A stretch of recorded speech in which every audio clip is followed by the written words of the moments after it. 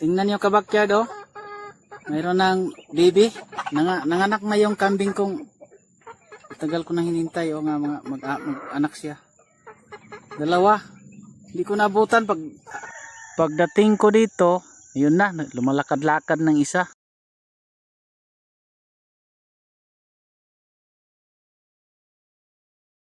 Kaya masaya tayo, may blessing tayo na dumating.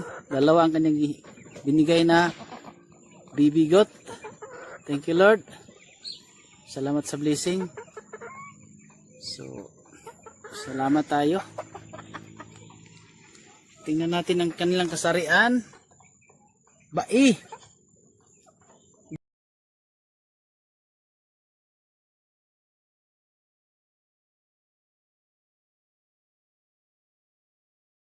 Talagang danabi ang ating kanding dito. Oh, bai. Puro bai. Salamat tayo. Hindi pa sila kanina to mga alas 12 yata. Ito anak. Wala ako dito. Buti na lang hindi ko siya pinapastol doon sa malayo kasi may aso doon. Buti na lang dito lang siya sa aking tabi ng aking bahay kubo. So, yun, oh. Ang cute, ang cute. Hindi pa siya masyadong makalakad ng matagal. Yun, tinatamad pa maglakad. Ganon pa man, kahit may nadisgrasya ng ating mga pabo, may kaplit naman na blessing. Ito kabakyard, oh, bagong pisa. Daming sisiw.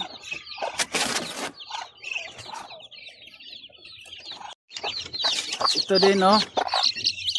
At ito din, bago din itong pisa. Daming sisiw. 11 ang sisiw, no? Dami.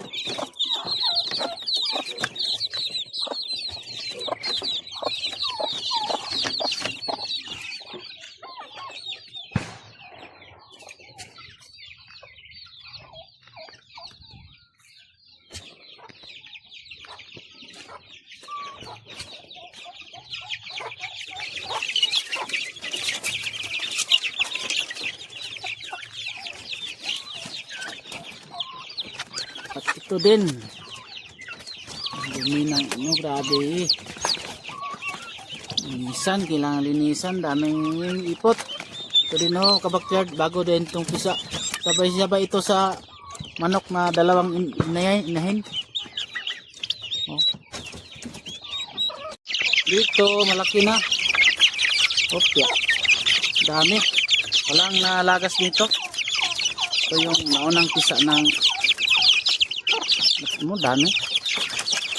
Ito yung naunang pisa. Mga mag 1 month na yata to. O hindi pa. Mga 3 weeks. Ang dami. Ang healthy nila. Nilipat ko sa malaki na kulungan.